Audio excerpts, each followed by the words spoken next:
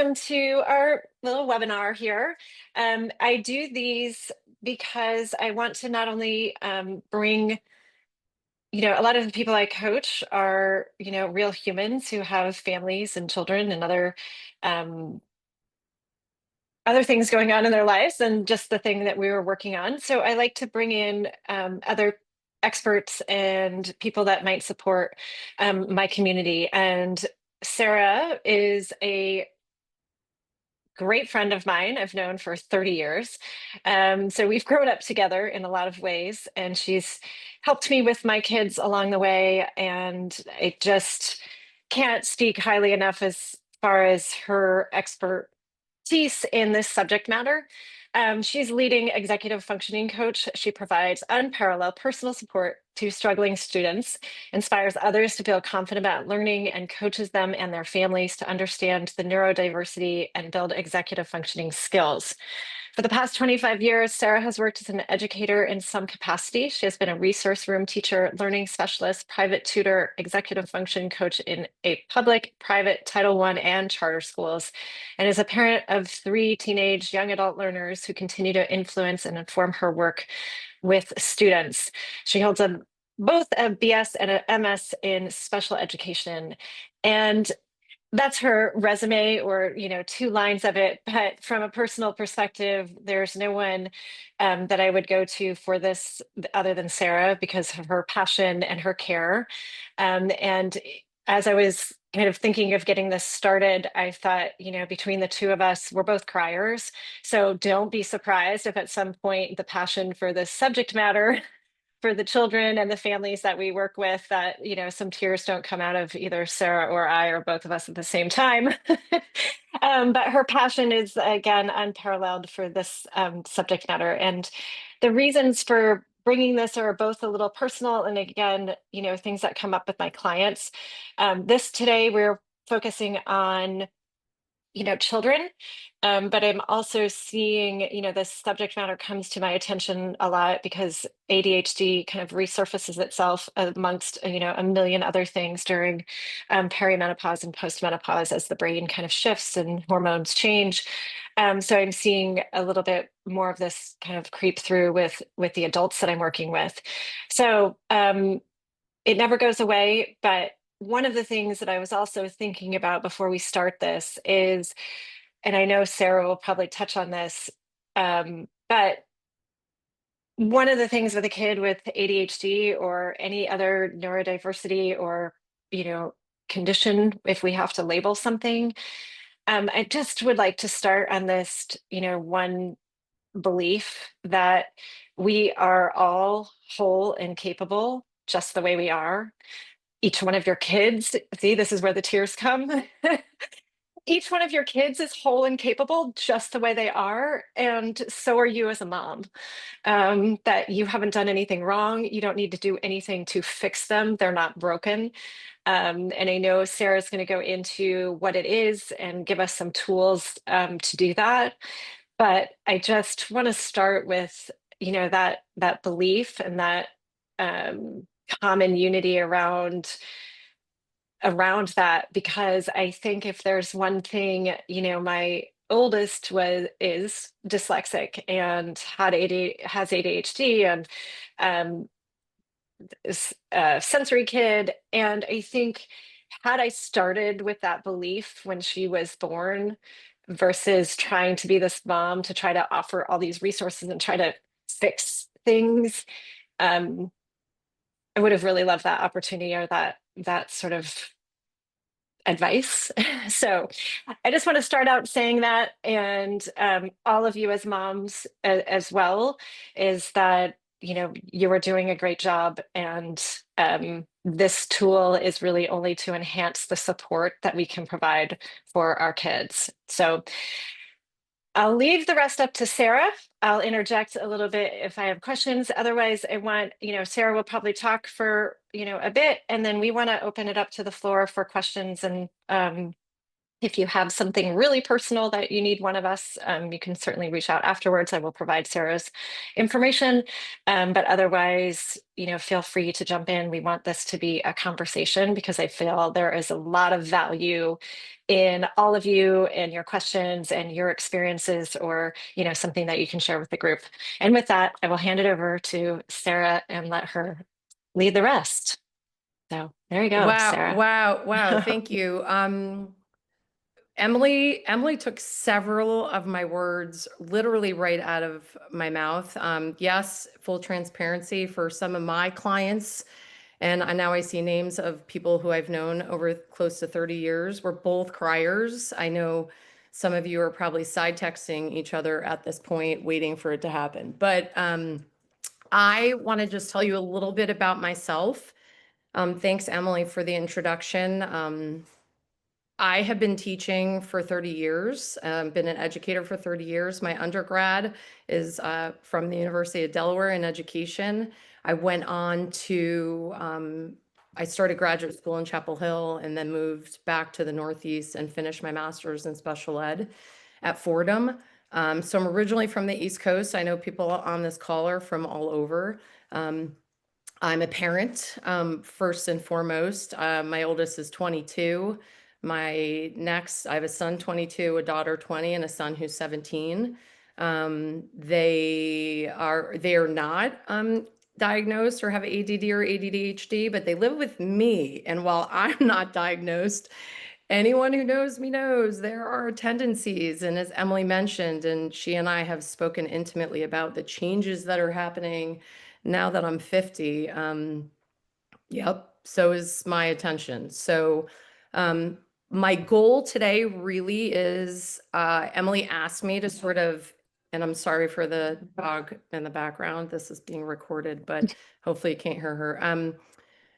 To sort of increase your understanding of ADD, ADHD, to sort of explore talk a little bit how it impacts school and home, and also hopefully share with all of you some practical strategies coupled with some resources. So I really, I've been teaching and learning online for a long time. Since before COVID. So no worries if folks don't have their cameras on, but please feel free to unmute, interrupt, put something in the chat. Emily can take a peek at it. Mhm. But I really want to just really echo again what Emily said. That's in my notes as well, is first and foremost, this is not something like wrong with you or your child, even a little bit. ADHD is a neurobiological, it's a diagnosable, condition. There are three categories. You probably know this. So again, I'm not going to go down a rabbit hole, but there's an inattentive type, there's a hyper impulsive type, and there's a combined type. And again, I'm not a neuroscientist. I've been an educator for 30 years. In my work, my daily work now is with teenagers and young adults.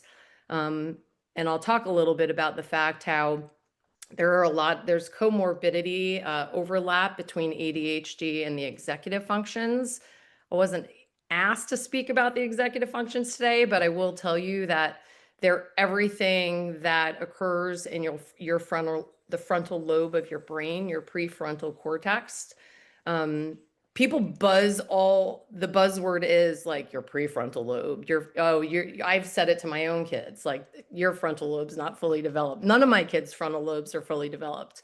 But your brain develops from the back to the front, and kids with ADD and ADHD, regardless of the type, it is exceptionally more difficult for them to plan, to prioritize, to manage their emotions. Um, but you've heard that saying, you've met one person with ADHD or ADD, you've met one person with ADD or ADHD, right? We're all different. And again, it's not something, there's a genetic link, but it has nothing to do with intelligence. It has nothing to do with parenting. Um, and I really think I spoke to a student right before I got on with all of you who's a sophomore at Arizona State University and reminded her it's a gift. So again, like Emily said from the beginning, it's how you spin it. It's how you coach and support kids. We'll talk about in a minute collaboration with school. One of my parents on here does it really, really well. Um, and I think she knows who I'm talking about, but I just want you to understand that there are three types, right? It has nothing to do with bad parenting. I have to repeat this again. And these are skills. The work that I do with students are skills that can be taught. It's not without great effort. It's like the coaching Emily does. It's not without commitment and need for motivation, but that's just a quick intro.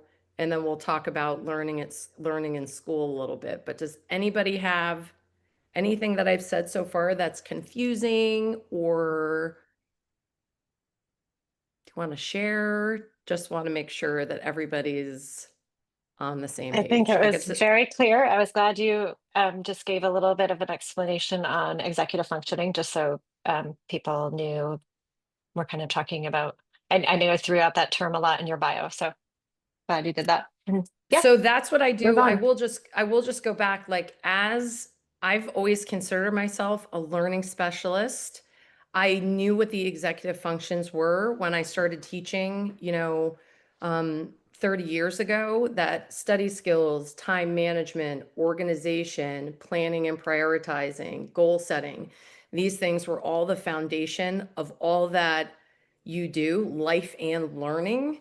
So to me, again, in the work that I do with teenagers and young adults, and it's fun to look at your names on the screen and think about your kids specifically. It's not just about the grade. It's not just about missing assignments. It's identifying goals, small goals. Just so you know, there's proximal goals, which are short-term goals. I work with students to do this every session, and then long-term goals. Um, but it's highly individualized. And as some of these parents on the call may attest to, my direct contact and support is children. However, as a secondary, parents get some relief. Can Um, you, sorry, Sarah, to interrupt. Could you maybe please. explain why or how, or why, whichever the is more appropriate, of how the ADHD or ADD, I think we're gonna kind of just say one of them, right? And kind of just mean Yep. all, there's just a Yep. variety of them. Um, how that affects the executive functioning and why we're even talking about the two of them, because I feel, at least from my experience, the frustration in parenting comes from, and you can tell me if I'm wrong, but it comes from more of not understanding that the ADHD interrupts these ability to, like, come home on time, or budget, leave enough time to be home in time for curfew, or complete homework when, that it interrupts. That's where the conflict comes with the parents, and that if we understood more what the ADHD is interrupting in our parent, like that, I'll stop. You know what I'm saying? So if I paint a picture of hypothetical client, right, who has inattentive ADD, you might imagine or go ahead and imagine in your mind a child like um, a 16-year-old boy who has difficulty sustaining attention, who is forgetful, who is disorganized. Um, Couple with that, potentially a student who is hyperactive, right? Who's restless and impulsive and fidgety. So those characteristics of ADD manifest. You can see sometimes the physical behaviors, right? You can see the fidgety, you can see if you're a classroom teacher, and I've been in that role as well, like you can see the kid not paying attention. You can see the kid flicking their friend with a pen. You can see them that they didn't show up with their assignment. You can see that they're the one that's always asking for an extra list of a work, vocabulary words for a worksheet. So if those are some of the characteristics that we already see in ADD, it's not surprising that these are the same students in the classroom or at home that are always losing their water bottle, that are running late, that can't, manage multi-step directions, um, that appear to be wandering, their mind wandering in the classroom, that tells their parent that the teacher didn't say that there was no, I have no idea there was a test tomorrow. So there's total overlap. And on the DSM, like executive function, it's actually called frontal lobe. I think I don't remember the exact word, or frontal lobe dysfunction is a category now. So again, people could email me or text me later about the nitty gritty of IEPs versus 504s and if your kid is receiving accommodations. But there is major overlap. There is major overlap and some question even by neuropsychs what the diagnosis would be for that child. I personally, when I meet with parents for the first time, I say what I am and what I am not. And I am not professionally certified to make a formal diagnosis, but I sure as heck can see it. So the diagnosis to me is less important than what the student and the family and the teacher is experiencing. Because I always talk to parents first and they tell me, okay, this is what Sarah is struggling with. This is what it looks like at home. This is what the teachers are saying. And then I work with them. I work with this. Once I get the kid hooked, then I work with the kid to understand what they're feeling, what they're experiencing. And sort of just to reiterate, uh, I don't think I can professionally say at this point they're one and the same, ADD and executive function challenges, but I'll say that the development of executive function challenges in the frontal lobe that occurs in the prefrontal cortex is not fully developed until you're 25. I always joke it's probably why even a boy without ADD, why we pay more for insurance, auto insurance, right? They're not, and the wiring of ADHD, that neurobiological, it's just that their wiring is a little bit different. And Mhm. again, we'll get into it. It's awesome, but they're Yeah. totally overlapping. Thank you. One of the questions that's coming in, and I'm thinking maybe we'll save the resources for the end, but I just want to make you aware of what's going on in the chat. Thanks. It says, what I struggle with my family is almost 18-year-old son who fits the description you gave. And while I understand it, my husband, his dad, doesn't understand or it's an excuse, and I'm giving him a pass. Do you have resources or suggestions for helping my husband understand? And it's not a choice, and our son is making, and it's a constant battle. Somebody else, same with my daughter. So again, maybe the resources we can do at the end, or maybe you want to share now, or just want you to, So how you want I'll to throw it answer in the there. question first, like a little bit circuitously. Like, I'm not surprised at all to hear that. Um, I think that I come from a school of thought that parenting is really hard. And as Emily, like, as we can all agree, it's really emotional.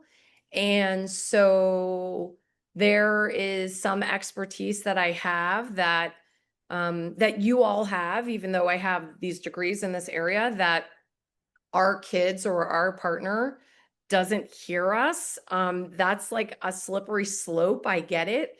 I could, if I shared resources now, you just kind of be like Googling them. I mean, understood.org is my absolute favorite. I think it's about education though, and demystifying that there is something wrong with your child, right? And I think if I were to pivot a little bit,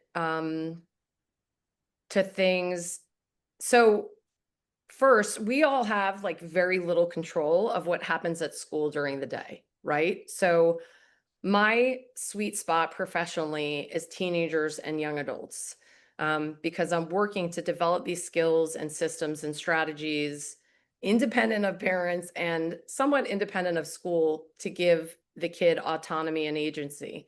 Um, that said, not all teachers are created alike, nor are parents and their innate ability to plan, prioritize, and organize. So I realize it does having children who learn differently and in particular struggle with ADD can really raise tensions in a home.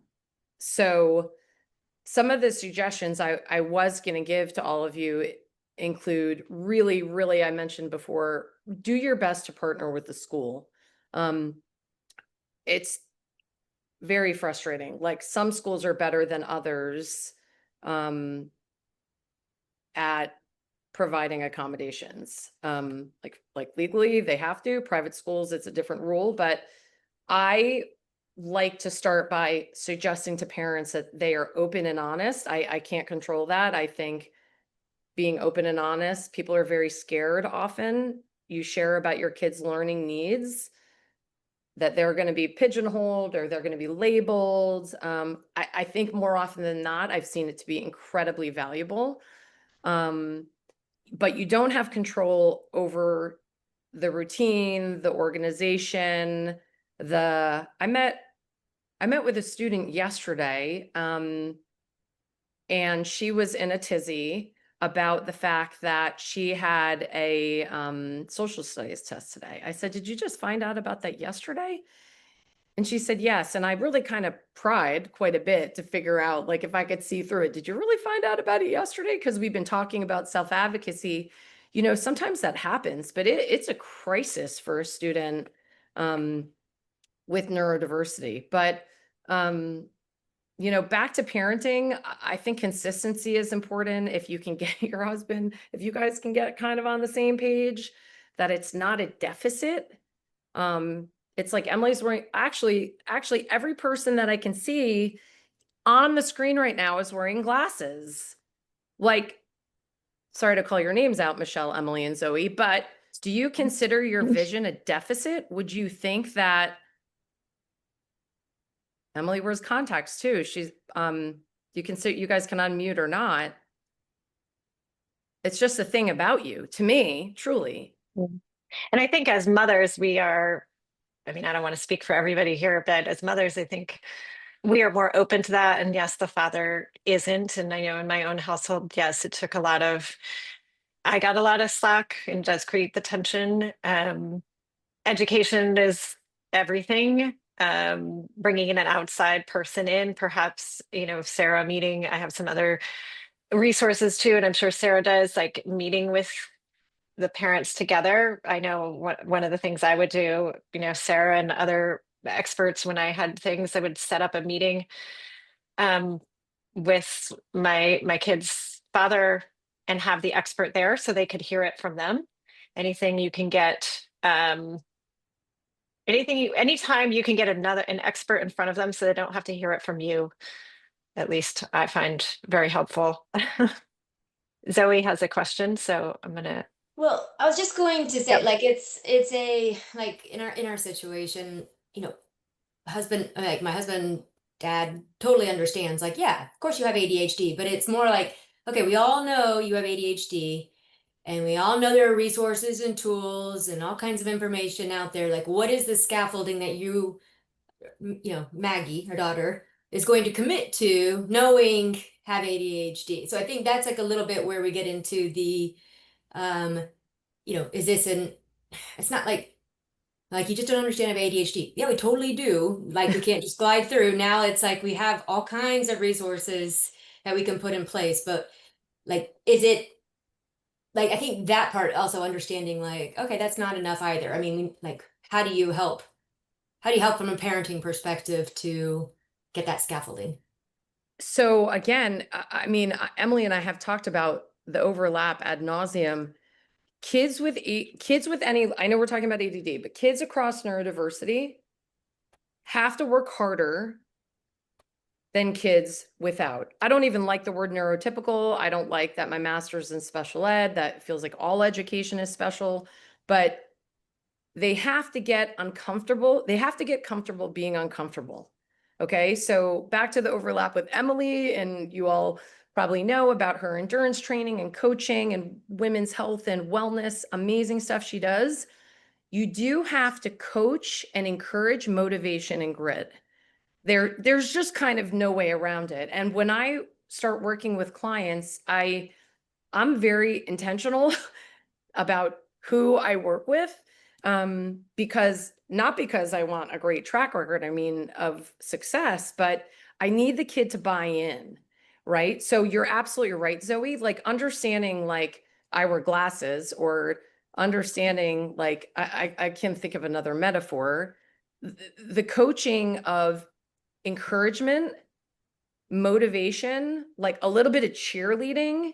You know, when I set goals with kids, they're small, achievable goals. You probably know what SMART goals are, but they're small, achievable goals. And it's not blowing smoke on, oh my God, you found your water bottle, or you didn't lose your water bottle today. You don't have to go buy them an iPhone. That's not the point. But like you want to, it's significantly harder for them right out of the gates. It's harder because of the brain, the way it's wired, right? It's Mhm. harder to squint and see without glasses. It's harder. Mhm. It puts a strain on your brain.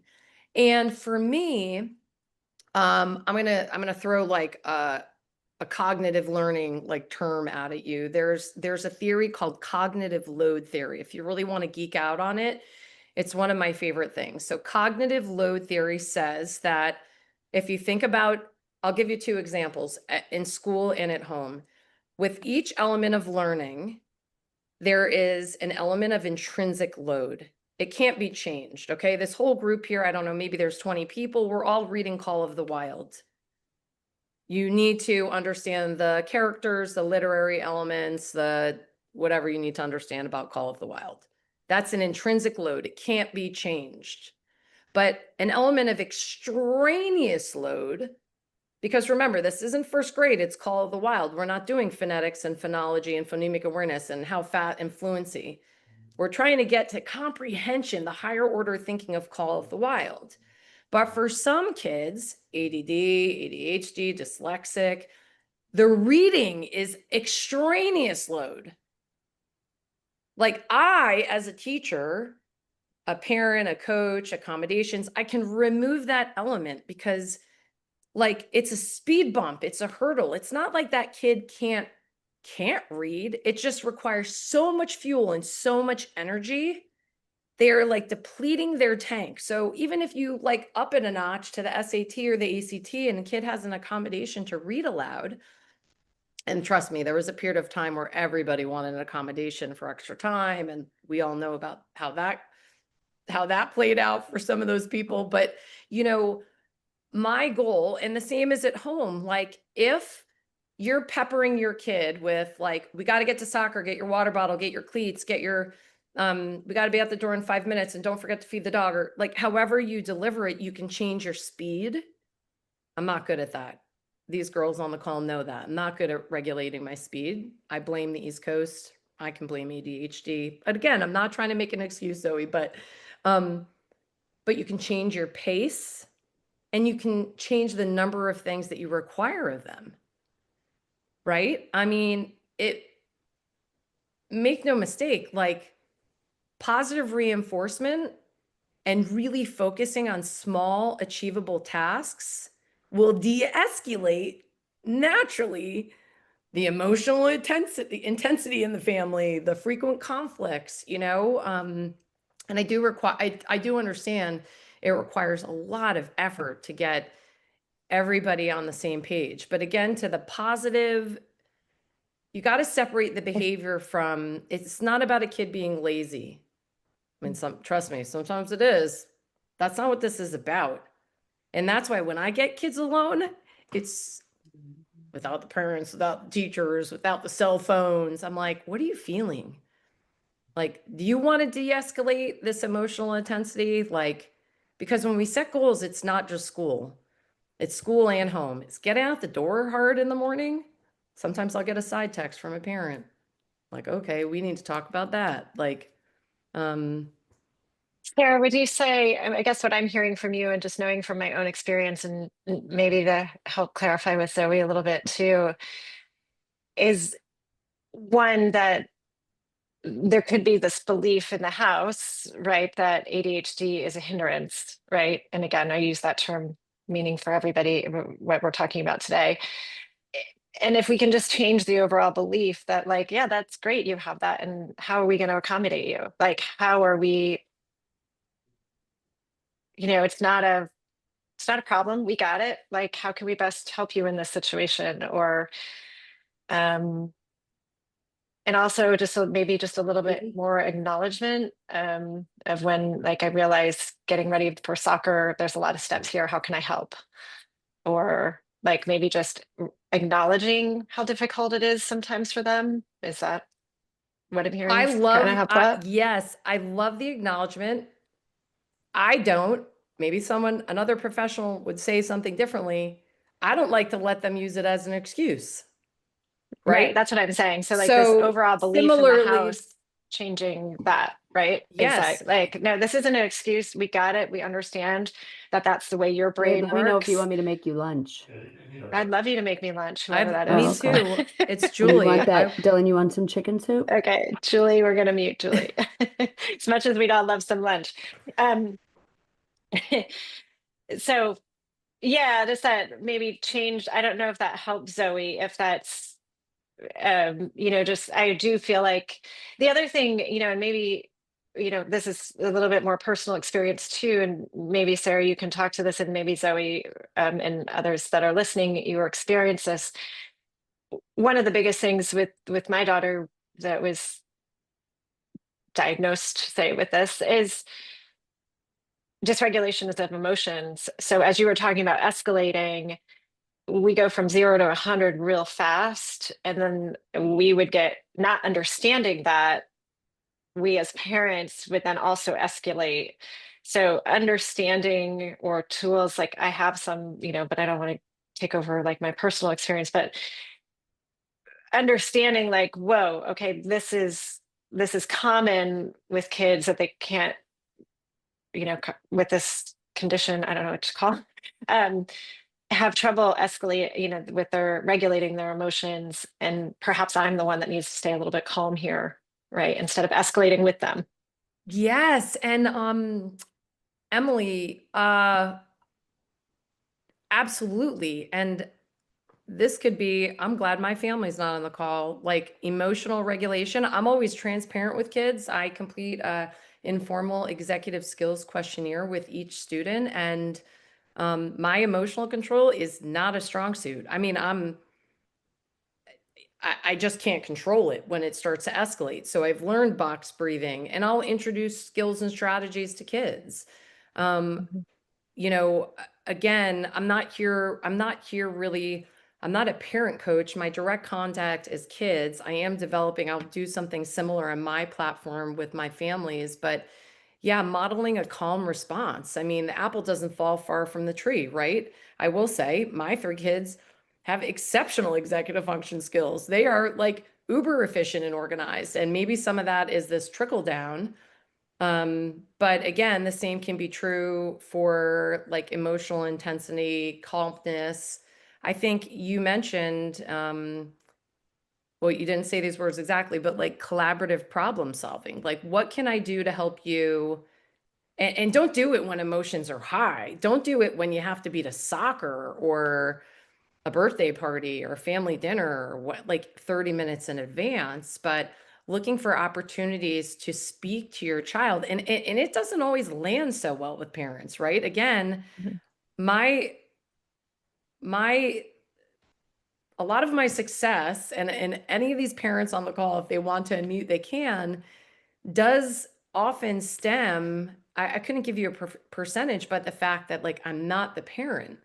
And, I think to the extent kids feel heard and listened to and acknowledged and validated, I mean, I always want my students to feel that when they're with me, they know when we meet with their parents the first time, like, unless you tell me something scary, like, I'm not a therapist but I'm still like a mandatory reporter. So unless you tell me something scary or not okay, by all means, our relationship, there's trust. And if you tell me something is really hard, we're going to come up with a system or a strategy to help them feel better, while at the same time always maintaining positivity, right? I know how hard this Yeah. is. Yeah, one of the things I used to just reiterate over and over and over again, I probably won't know if that's sunk in until they're, 30 or 40, but um, is that there's like none of these tools we're giving you or resources we're giving you are because there's something wrong with you. There's nothing wrong with you. This is just to help you understand how your brain works so that you can navigate the world, right? Like I had tools to learn how my brain worked, and these are tools to help you learn how your brain works. That's it.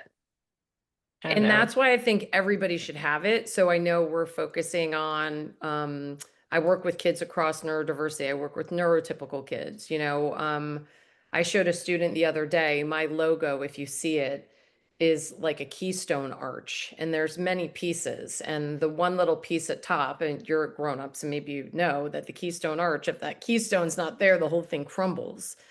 And I always ask students, what is this like? What is this a metaphor for? What is it? The bottom line is, if we can demystify, we all need help. We all Mhm. need support. We all need kindness. And to me, the advantages of having ADD far outweigh. And you got to get through the intensity. Again, parenting is hard. Parenting daughters is really hard. Parenting teenage daughters is really the worst. No, just kidding. But you, the advantages, I don't know if you know, but people with ADHD, I think there's like more. I wish I should have had the exact facts. Someone can Google it. Like more CEOs, more entrepreneurs. They're extremely creative. They're parents are confused all the time. How come he or she can hyper focus on cooking or Legos? Or does anybody know the answer to that? Yeah. Why I they don't can know the focus on? numbers, but I do say, and that's I kind of started the call with that, is like, my oldest, it's one of the things that like, my brain doesn't work the same way her brain does. And so then giving her the reins, believing that she was whole and capable, and letting her do things her way, right? Instead of like, no, the teacher wants you to do it this way, or oh no, follow this. This is the way we do it as a family, or hey, no, this is the way, it's supposed to be done. There's been so many times that she's proven to me that like I needed to let go and just believe her process was her process. Like, I remember for the longest time, I would bug her about having music or a show on while she was doing homework. And then I read somewhere or learned that like that helps them focus, right? Like that having a sound or something can help them focus. And, or she would like sit in a movie or do something with her hood up, and it made it look like she wasn't paying Paying attention or attention. wasn't social.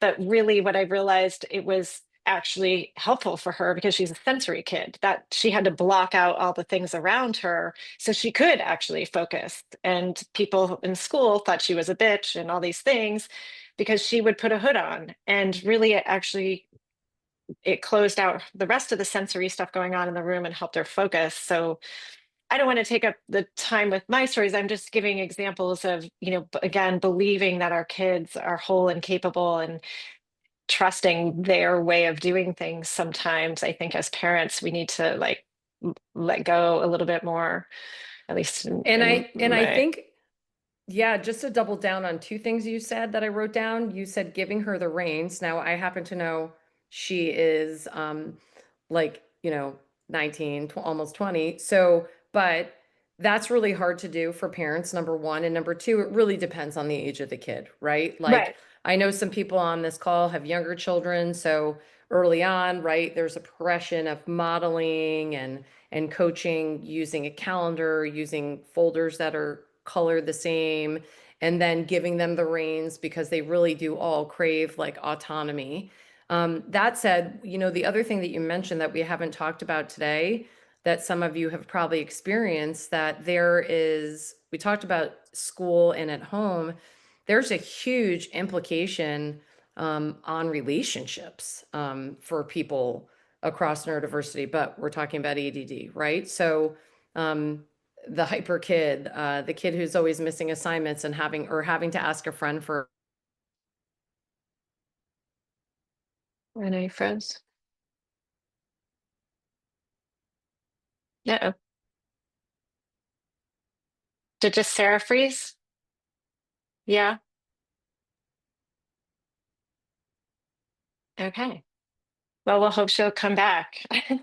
In, For a in the pencil. mean, oh, They're profound implications. you froze Uh-oh. for a second, Sarah.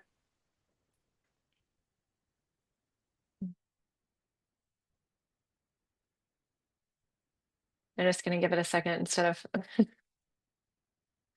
if there while she's doing I that, you guys. saw that. I was Okay, you're freezing. just says unstable. Let's see. Okay, Sorry about that. okay, you're okay now. You're okay now. I just want you to know we didn't hear you.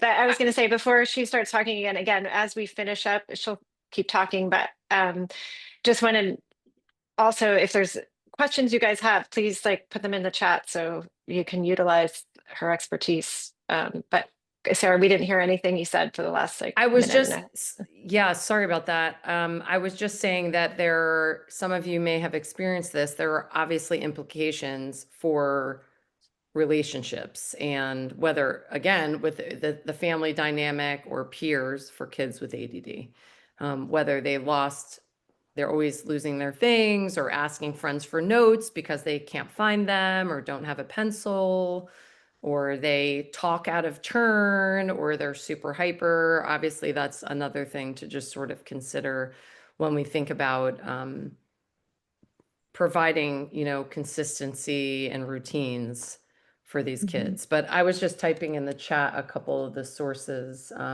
I also I'm going to give you Well, we'll direct. send out an email to Sarah just so you know, so you don't have to go crazy. I will send out with the recording we'll send a summary and any resources that you want to suggest so that they can have them. Oh, she froze again. All right. One of the things that when she Oh, good. said, Okay. there, there's your back. I don't know what's happening. It says full You signal, wrote but Chad. I don't know what that is. Chad is an organization. If you have a child with ADD, it's children and adults with attention hyperactivity. It's an organization that's really, really great. And again, I can Yeah. give the resources directly to Emily. What I was going to mention is there's one, we don't have time today, but understood.org, I mentioned earlier, is one of my favorite resources for families. And Understood specifically has they do something called Through My Eyes, and it's an ADD simulation. It made me crazy, but that's the point. It makes you feel Mm. crazy. And if you have a child with ADD or a partner or a Maybe this coworker, is something good to share with the dad. really I'm good. putting it in the Yep. chat. It's yeah, I'm gonna give you the direct. I did. I Oh, put it good. in the chat. Yeah, I took it from the document. I'm Oh, speedy like awesome. that, Oh, girl. she's very efficient. So I don't know if you want to, I mean, it's interesting. I really thought a lot about giving you all very specific like strategies, but while I could say things like daily routines and uh, breaking tasks into smaller chunks or using timers or not I being think in a distracted space, like it's very individualized depending on the child. I think at least from the people that I work with or from my own experience as a mother, I think the first step is one, giving your own self the grace and just a pause. And remembering that our energy around it is they're going to feel it. So if we show up to our kid feeling Yep. frustrated, short-tempered, impatient, they're going to feel that and they're going to reflect that back to you. So if you want your child to feel like really truly feel something different, you need to present different energy. So the work a lot of the times becomes on ourselves of again, one, believing you're whole and capable as a mother, your child is whole and capable as a child, and you are doing a great job. And starting with those beliefs, and before you kind of like maybe before your kid comes home from school, or in the morning if morning time is hard, and just kind of taking a beat and being calm will also present a whole different energy towards your child.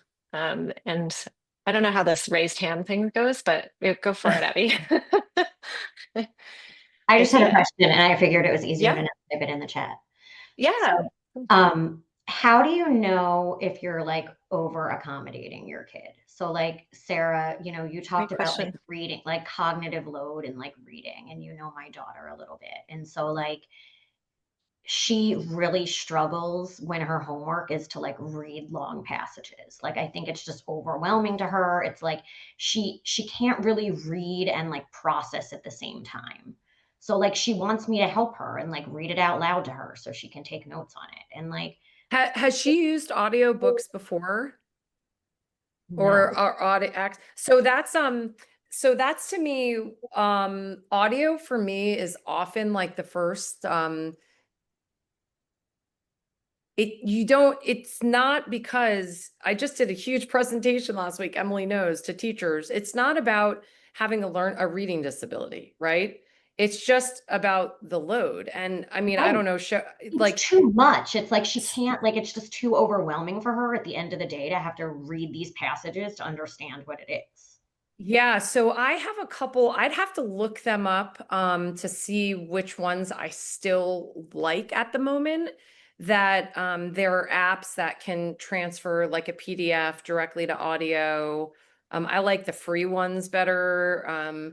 But I think from to that extent, I would not worry if you are having a lovely time with your child and reading them um Huck Finn, like, so be it. Now there's a point where depending on the age you want to transition to more independence and have them learn how to use the tools and you can find almost any book, like in my experience the ones that my students are reading on YouTube.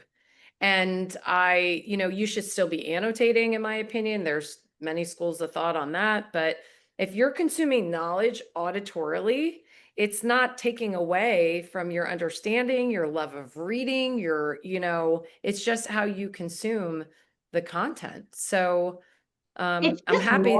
It's just more that you were, it's like if it was just like a novel, okay. But it's like these are like textbooks that are like on a computer or they're like lecture note, they're things that are not like, oh, you can't like pick it up on Audible. And so there isn't necessarily a solve. And then the question's like, well, great, I can do it. I don't mind doing it. But it's like, what happens in 2 years when the kid goes to college and nobody's sitting and reading it out loud to them? It's like, those are the things, you know what I mean? Like when your kid, when your kid is going to like really be troubled if you don't pack them lunch because they're not going to eat. And if they don't eat, they can't focus. And you're like, well, my kid's 16 years old. Should I really be packing the lunch anymore? Like, you shouldn't.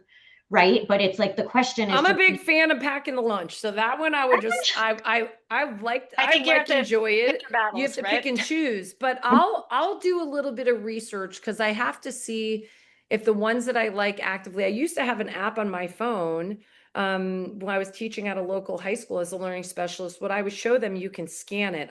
I don't need to tell this group how AI has exploded. There are so many tools out there. So I'll do a little research and get them to M, but most textbooks at this point are digitized.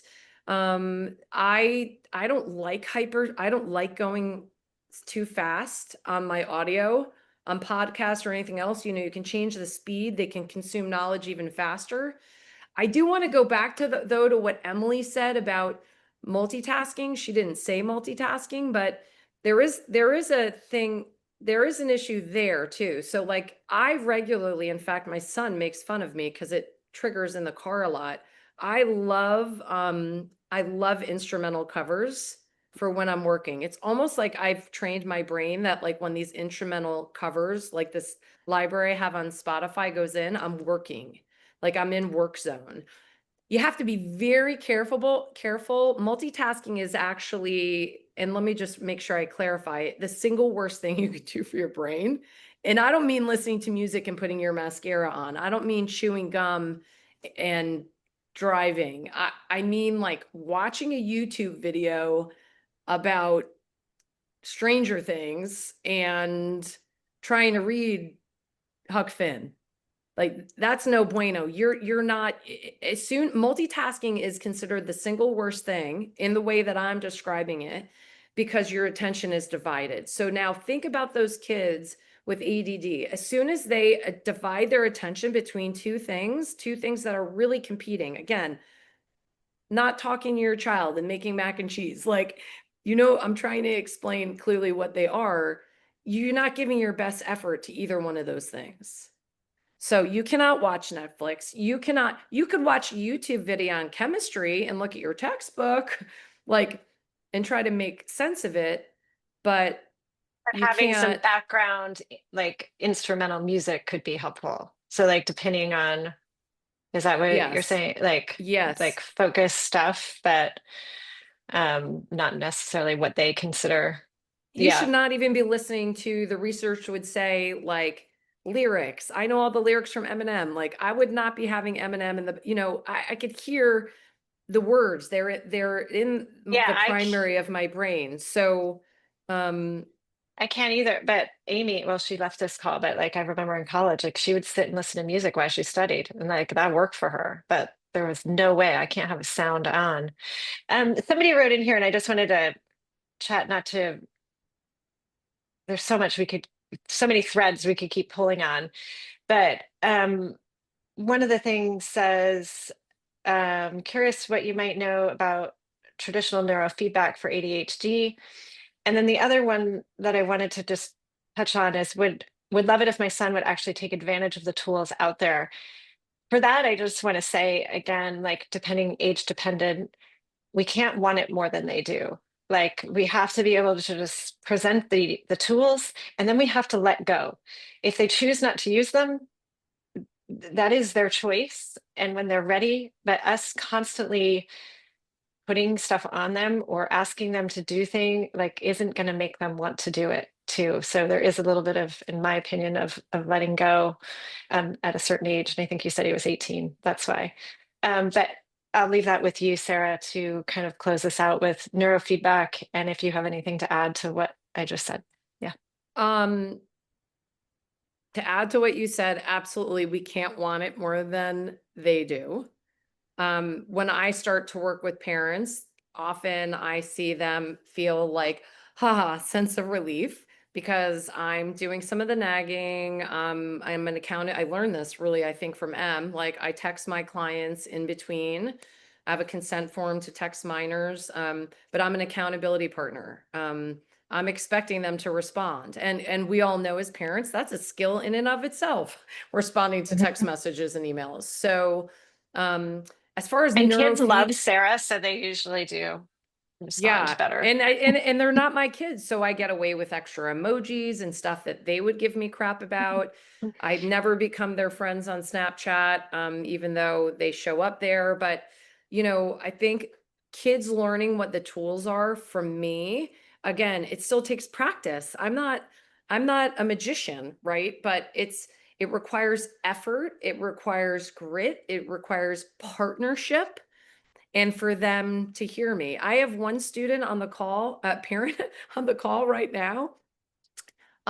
This kid is scheduling his own meetings with me, like literally scheduling the call and creating the Google Meet. I'm like, wait, that's what I'm getting paid, part of what I'm getting paid to do. But it's incredible. So again, back to life and learning, these are skills that can be taught. These are skills that can be coached, whether it's working memory, organization, time management. It requires a lot of effort. As far as neurofeedback for ADHD, I'm not an expert in that area. I would have to do some research. Um, uh, my immediate thought is that kids, really need to be prepared to, I'll tell them I'm going to make them work hard. And it's not going to happen overnight and it's a process. So that's the partnership I'm typically going for. I would, Zoe I also, oh, go ahead. yeah. I didn't want to, Zoe also mentioned a question. Sometimes I wonder if not using the tools is also an ADHD thing and they need more support from us to use the tools. So it becomes this like, how much, again, how much do we support? And, and again, that's probably going to be different in every scenario, but how much do we support and when is it enough? And when do we let them just either fail, which is sometimes what happens, right? And we know from life that sometimes is what needs to happen, right? Like, and it sucks as a parent, believe me, it sucks. And but sometimes that's the only way that they're going to be willing to learn, right?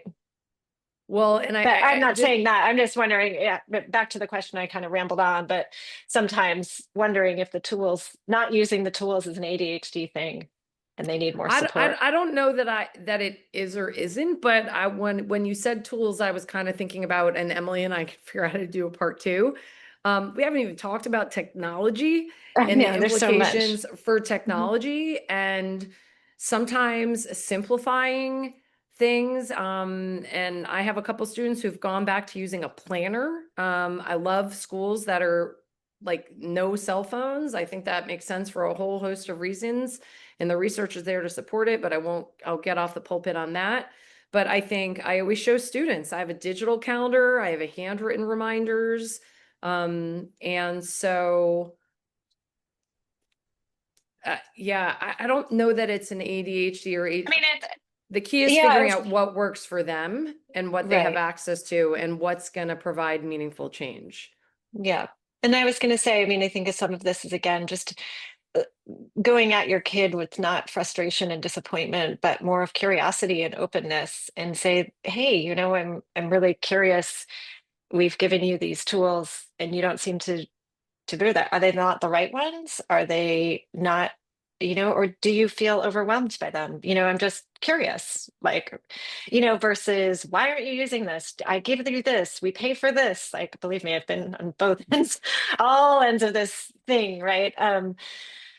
But more of a, again, going at our children with the energy, being aware of the energy you show up with, and perhaps going at them with a little bit more curiosity than because believe me, I get the frustration. We spend a lot of time as moms trying to find the right sources, like talking to other people about it, hiring them, paying the money. Like there's a lot of components to all of this, and so asking, depending what age your kids are, I think is, so that they have some agency. And if they say no, respect the no and not say, but I know this will work, so I need you to do this. If they say no, they don't want it, don't do it until they ask.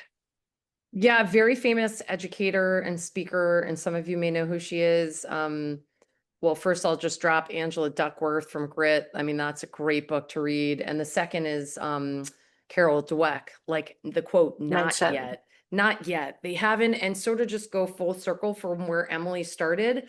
Parents, this is not a deficit. This is not a deficit in your child. This is not a deficit in parenting. This is really like I spin it as a gift, and like on some levels an amazing advantages that come from it. But be kind to yourself as parents. And I'm gonna get there, Emily, but like I really think like a parenting group would be really great, like down the road, like a safe space for parents to just sort of like spitball all that's going on. But I'm super grateful for Emily to invite me, and I appreciate you all taking time out of your day. I know it's just 2 o'clock, so I'm available to any of you anytime. Emily can share my cell phone, my website, my email if people have follow-up questions, and I'll dig up and get back to her some additional resources and the like document scanner for audio. Yeah, I'll follow up with the recording, which you guys won't need since you're here live, but and the resources and this kind of summary of what we've talked about. So thank you all for showing up live. It is really nice to have people to talk to and on here, even if we can't see your faces. And thank you, Sarah, for sharing your expertise with us. And again, this could go with, there's 1,000 threads we could pull here. A lot of us even if our kids are grown or a little bit older, we still have to be aware of it, right? And then, of course, when they're younger, you're still in the thick of things. So it doesn't go away. Yeah, it's just a matter of being open and curious and aware of the energy that you give them. Yeah. Thank you, Sarah. Thank you, Em. Thank you, everybody here. I can stay in if Emily wants to stop recording. I can stay on for a minute if anybody had a question. Yeah, we Otherwise, can. I yeah. mean, I have, yeah, if anybody has any questions left, feel free. Thank you both. You're Thank you, welcome. Thanks, Michelle. Michelle. Anybody else? I think they're just, who They're knows? just waving at us. All All They right. don't want Thanks, to leave us. Em. Okay. Bye. All right. Thanks, guys. Bye.